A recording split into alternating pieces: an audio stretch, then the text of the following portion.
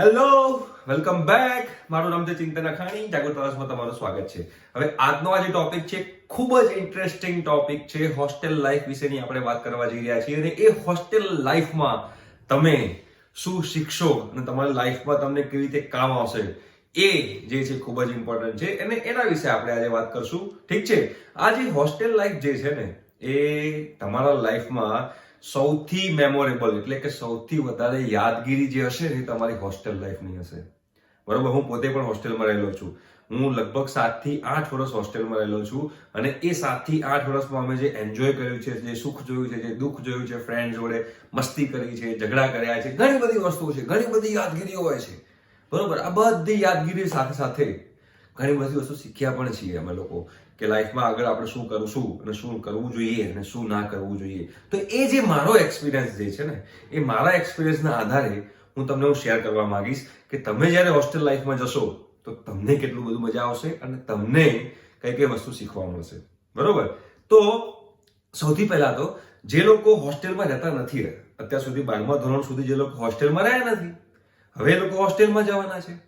તો અત્યાર સુધી 12મા ધોરણમાં બધાએ શું કર્યું હશે? મમ્મી મને ખાવાનું આપ, મમ્મી મને પાણી આપ, મમ્મી મને કપડા ગાડી આપ મારા. બરોબર. બધી ઓર્ડર કોને કરતા હતા? મમ્મીને. હા કે ના? બિલકુલ સાચી વાત છે. એવું જ કરતા હોય બધા. હું પણ એવું કરતો હતો. પણ જેવા તમે હોસ્ટેલમાં જશો ને બધા લાઈન પર આવી જશે. કેમ? કપડા જાતે ધોવાના આવશે. જોરદાર. હા, એટલે તમને કપડા ધોતા આવડી જશે. બરોબર. પછી શું કરશો તમે લોકો? કોઈ તમને પાણી નહીં આપે. પાણી પણ તમારે જાતે ભરવું પડશે. તમારો રૂમ જે છે, તમારા રૂમની સફાઈ પણ તમારે જાતે રાખવી પડશે. તમારો જે કબાટ જે છે એ કબાટમાં જે કપડાં ગોઠવવાના છે એ પણ તમારે જાતે ગોઠવવા પડશે. એટલે આનાથી તમને શું શીખવા મળશે? તો આનાથી તમને સેલ્ફ ડિસિપ્લિન શીખવા મળશે. રાઈટ? તમે ઇન્ડિપેન્ડન્ટ બનશો. અત્યાર સુધી તમે તમારા મમ્મી ઉપર ડિપેન્ડન્ટ હતા દરેક વસ્તુમાં. એ બધું તમે હવે તમારે જાતે કરવું પડશે. અને આ જાતે કરવું પડશે એના કારણે બે વસ્તુ થશે. કાં તો લોકોને ઘરની યાદ આવશે, કાં તો પછી લોકો એને એન્જોય કરશે. તો આપણે એ વસ્તુ એન્જોય કરવાની છે. ના કે પછી એવું કે આ તો બહુ કંટાળો આવે છે, આ તો બધું જાતે નહીં થઈ શકે મારાથી અને હું તો જાઉં છું ઘરે પાછો, મને હોસ્ટેલમાં રહેવું ગમતું જ નથી. એવું ના કરતા. આ જે વાત જે છે કે તમારે તમારા કામ જાતે કરવા પડશે એ તમને પહેલા 15 દિવસ કે 20 દિવસ તમને ડિફિકલ્ટ લાગશે. પછી તો તમે એને ટેવાઈ જશો અને તમને ખૂબ મજા આવશે. અને પછી તમે ઘરે જશો ને તો પછી તમે તમારી મમ્મીને કહેશો કે મમ્મી રહેવા દો, મારું કામ મારી જાતે કરીશ. આટલું ચેન્જ આવશે. મમ્મી કહેશે ઓ મારો દીકરો મારી દીકરી આવા ચેન્જ થઈ ગયા. બરોબર. એટલે આ એક વસ્તુ જે છે જે હોસ્ટેલ લાઈફથી શીખવા મળે છે એ છે સેલ્ફ ડિસિપ્લિન.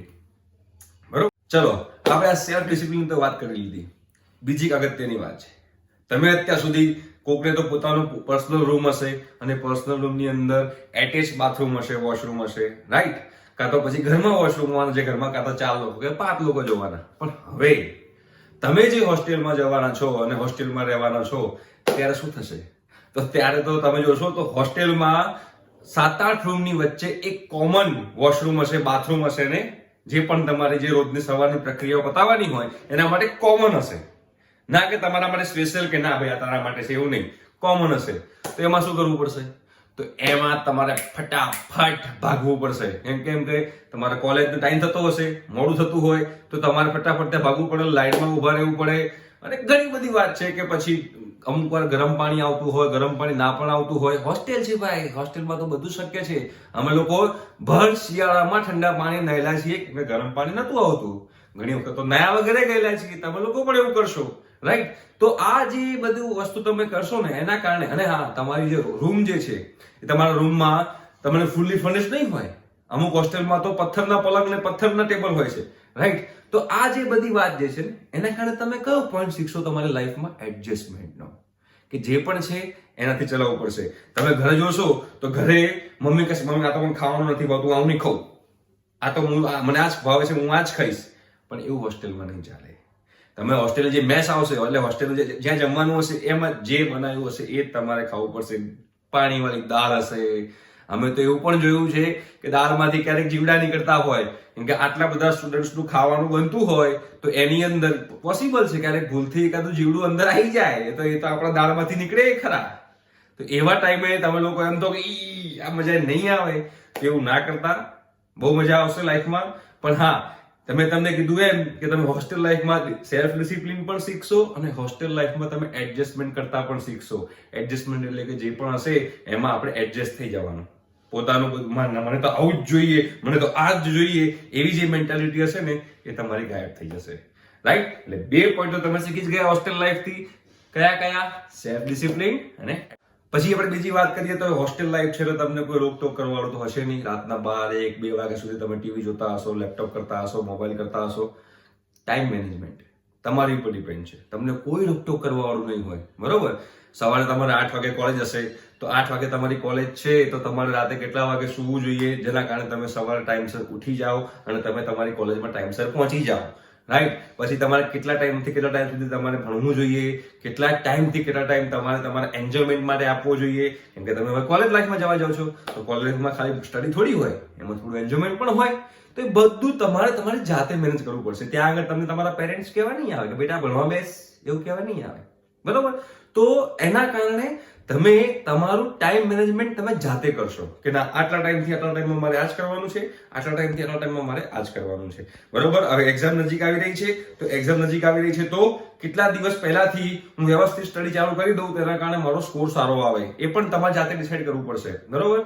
જે લોકો આમાં ટાઈમ મેનેજમેન્ટમાં ભૂલ કરે છે એ લોકોને પછી એક્ઝામના આગલા દિવસે આખી રાત જાગવું પડતું હોય છે. બરોબર? તમે હોસ્ટેલ લાઈફનો વિડીયો જોયા જશે કે આખી રાત જાગતા હોય છે.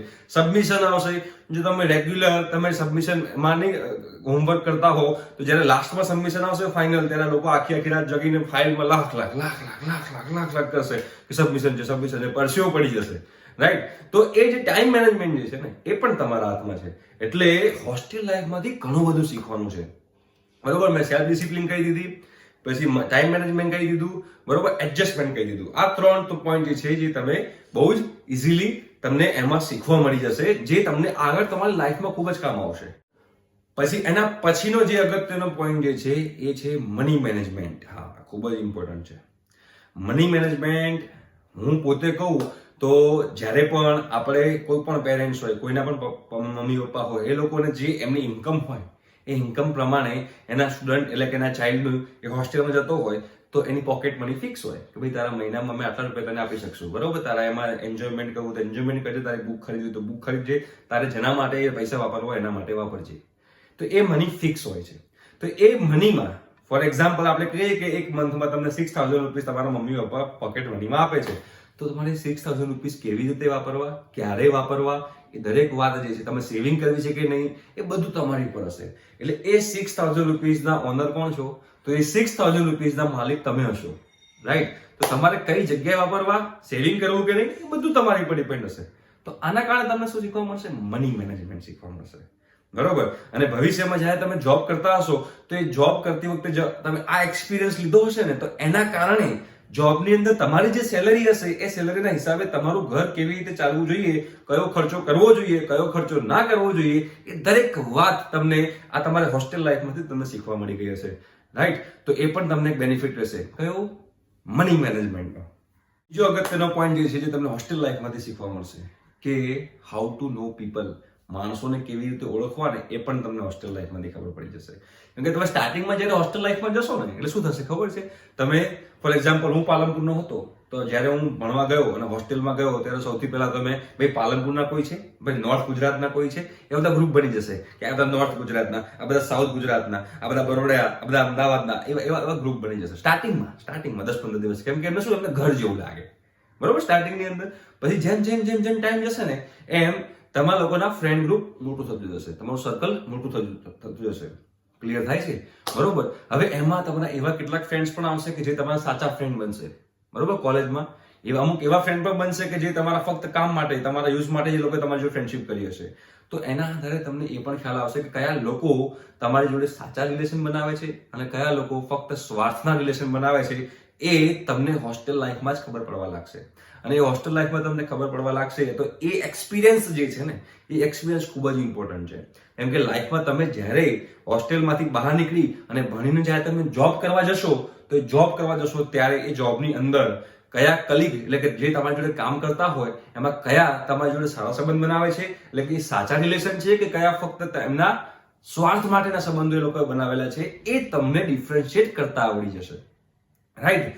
તો આ એક્સપિરિયન્સ લેવો ખૂબ જ ઇમ્પોર્ટન્ટ છે કે માર્કેટમાં કયા કયા લોકો કયા જાતના પ્રાણીઓ ફરતા હોય છે, બરોબર. અને હા, તમે દરેક જાતના લોકોને મળશો, એટલે કે કેવી રીતે, તો કે નોર્થ ગુજરાતના લોકોને મળશો, સાઉથ ગુજરાતના લોકોને મળશો, તમને એક્સપોઝર મળશે કે દુનિયામાં કેવા કેવા ટાઈપના લોકો હોય છે. અત્યાર સુધી તમે ફક્ત ને ફક્ત ઘરમાં રહેલા છો અને તમને તમારા મમ્મી પપ્પા એકદમ પેમ્પર્ડ કરેલા છે, એકદમ તમને એમની શેલમાં રાખેલા છે, બરોબર. કોઈ પણ પ્રોબ્લેમ આવે તો એ કોઈ પણ પ્રોબ્લેમ હોય તો કોણ ફેસ કરે? તમારી જગ્યાએ તમારા મમ્મી ડેડી ફેસ કરતા હતા. પણ હવે તમે જે હોસ્ટેલમાં જઈ રહ્યા છો ને, એ હોસ્ટેલની અંદર બધું તમારે જાતે ફેસ કરવાનું છે. પણ ખૂબ જ સરસ મજાનો એક્સપિરિયન્સ છે. એટલી બધી મજા આવશે ને કે તમને એમ થશે કે વાહ, બહુ જોરદાર એક્સપિરિયન્સ છે, રાઈટ. તો એના પરથી તમને હોસ્ટેલ લાઈફમાંથી બીજો કયો પોઈન્ટ મેં કીધું તમને ખબર પડશે? હાઉ ટુ નો પીપલ, બરોબર. એ પણ તમને એમાંથી હોસ્ટેલ લાઈફમાંથી શીખવા મળશે. બીજો જે અગત્યનો પોઈન્ટ જે છે એ છે કે ગ્રુપ ડિસ્કશન ક્વોલિટી. હા, એ ખૂબ જ ઇમ્પોર્ટન્ટ છે. એ પણ તમને હોસ્ટેલ લાઈફમાંથી શીખવા મળશે. કેવી રીતે? તો કે ફોર એક્ઝામ્પલ, તમે લોકો તમારા ફ્રેન્ડ સર્કલ ઘણા બધા હોસ્ટેલમાં બેઠા હોય તો એમાં 15-20 લોકો એક સાથે એક રૂમમાં બેઠા હોય અને બધા ડિસ્કશન કરતા હોય, અલગ અલગ ટોપિક પર ડિસ્કશન કરતા. ટોપિક ગમે તે હોઈ શકે, વેસ્ટ ટોપિક પણ હોઈ શકે, નોન વેસ્ટ ટોપિક પણ હોઈ શકે, પોસિબલ છે અને થવાના જ છે, આ ફેક્ટ વાત છે. પણ તો પણ એ 15-20 લોકોની વચ્ચે તમારી જે ફિલિંગ્સ જે છે, તમે શું વિચારી રહ્યા છો, એ જો તમે ત્યાં મૂકતા હો, રાઈટ, 15-20 લોકો તમારા જે ફ્રેન્ડ્સ બેઠા હોય એની વચ્ચે, તો એનો મતલબ કે તમારું જે સ્ટેજ ફિયર જે છે, 15-20 લોકોની વચ્ચે બેસીને બોલવાની જે એબિલિટી જે છે, એ એબિલિટી તમારી ડેવલપ થશે. તો આ જે એબિલિટી જે છે કે 15-20 લોકોની વચ્ચે બેસીને બોલવાની, એ એબિલિટી તમને ક્યાં કામ આવશે? તો જ્યારે તમારા 4th યરના એન્ડમાં જ્યારે જોબ સ્ટાર્ટ થશે ને, જોબ સ્ટાર્ટ થતા પહેલા ઇન્ટરવ્યુ થશે અને એ ઇન્ટરવ્યુમાં પહેલા એક સ્ટેજ હોય છે ગ્રુપ ડિસ્કશન. એ ગ્રુપ ડિસ્કશનમાં એ લોકો કંપની વાળા શું કહેતા હોય છે કે તમે લોકો આ ગ્રુપમાં બેસી કોઈ એક ટોપિક આપશે અને એ ટોપિક ઉપર તમારે લોકોએ ડિસ્કસ કરવાનું રહેશે, રાઈટ. તો જ્યાં તમે એ ડિસ્કસમાં બોલી જ નહીં શકો તો પછી તો ક્યાંથી મેળ પડશે? પણ એ હોસ્ટેલમાં રહેતો જે વિદ્યાર્થી હોય, હોસ્ટેલનો જે સ્ટુડન્ટ હોય ને, એને આ ગ્રુપ ડિસ્કશનમાં બહુ ઈઝી લાગે, કેમ કે એ ઓલરેડી 4 વર્ષ માથાકૂટ કરતો આવ્યો હોય. કોઈ પણ ટોપિક, આલતુ ફાલતુ ટોપિક હોય ને, એમાં બી લોકો બધા બેસીને ગપ્પા મારવા બેસી જાય, બરોબર. ઇન્ડિયામાં આ જે પ્લેયર છે એ પ્લેયર રહેવું જોઈએ ના રહેવું જોઈએ, બહુ બકવાસ રમે છે, બહુ ખરાબ રમે છે, એની પર ડિસ્કશન ચાલતું હોય. ટોપિક હાવ વર્થલેસ હોય, ટાઈમ વેસ્ટનો ટોપિક હોય, પણ હા, તો શું થાય? તો બધા ભેગા થઈને વાતો કરતા હોય. એના કારણે તમને ગ્રુપની અંદર બોલવાની અને લોકોને ઇમ્પ્રેસ કરવાની જે એબિલિટી જે છે એ તમારી હોસ્ટેલ લાઈફની અંદર ઇમ્પ્રુવ થશે, રાઈટ. અને જે તમને ગ્રુપ ડિસ્કશનમાં, ઇન્ટરવ્યુમાં ખૂબ જ કામ આવશે. તો હોસ્ટેલ લાઈફમાં તમને આ પણ ખબર પડી ગઈ કે તમને તમારી જે બોલવાની તાકાત છે એ ખૂબ જ ઇમ્પોર્ટન્ટ છે. બોલવાની તાકાત તમારી ત્યાં આગળ ડેવલપ થશે. અને હા, બીજો અગત્યની જે ક્વોલિટી જે છે એ તમારા હોસ્ટેલ લાઈફમાં ઇમ્પ્રુવ થશે એ છે લીડરશિપ ક્વોલિટી. લીડર, જે લોકોને લીડર બનવાની ઈચ્છા હોય, જે લોકો 3, 4, 5, 7, 8, 9, 10 જેટલા પણ સ્ટુડન્ટ્સ હોય એને સાથે રાખી શકતા હોય અને સાથે રાખીને કોઈ ડિસિઝનમાં એમનો ઇમ્પેક્ટ પાડી શકતા હોય, એ બધું ક્યાં આગળ પોસિબલ છે? એ બધું હોસ્ટેલમાં પોસિબલ છે. ફોર એક્ઝામ્પલ, તમને કહીએ કે હોસ્ટેલની અંદર સિમ્પલ નાનો ટોપિક છે, પણ આ નાની નાની વસ્તુઓ જે છે ને, એ તમારી જે પર્સનાલિટી ડેવલપમેન્ટ જે છે ને, એમાં ખૂબ જ ઇમ્પેક્ટ પાડતી હોય છે. ફોર એક્ઝામ્પલ, કે કોઈ સ્ટુડન્ટ જે છે, બરોબર, હવે એને ક્રિકેટ રમવું છે, બરોબર. ક્રિકેટ રમવું છે પણ બીજા 2-3 સ્ટુડન્ટ જે છે એ જ રેડી છે, બાકી બધા સ્ટુડન્ટ રેડી નથી. તો કેવી રીતે બાકી બધા સ્ટુડન્ટ્સને કન્વિન્સ કરવા, બધાને ભેગા કરવા અને ભેગા કરીને ગ્રાઉન્ડ ઉપર લઈ જવા અને ગ્રાઉન્ડ ઉપર લઈ જઈને ત્યાં આગળ રમવું, બરોબર, છોકરાઓને કન્વિન્સ કરીને, એ પણ એક કલા છે, રાઈટ. તો આ જે હોસ્ટેલ લાઈફ જે છે, એ હોસ્ટેલ લાઈફની અંદર તમે લીડરશિપ ક્વોલિટી પણ તમારી ઇમ્પ્રુવ થશે. તો આ હોસ્ટેલ લાઈફ તમે એન્જોય ખૂબ કરવાના છો, બરોબર, ખૂબ બધી યાદગીરી બનાવવાનો છો, પણ જોડે જોડે તમારી આ બધી જે સ્કિલ્સ જે છે એ તમારી ડેવલપ થશે, બરોબર. તો તમે હોસ્ટેલ લાઈફમાં જશો અને ખૂબ એન્જોય કરશો એવી આશા રાખું છું. અને all the best for your future and for your career. By.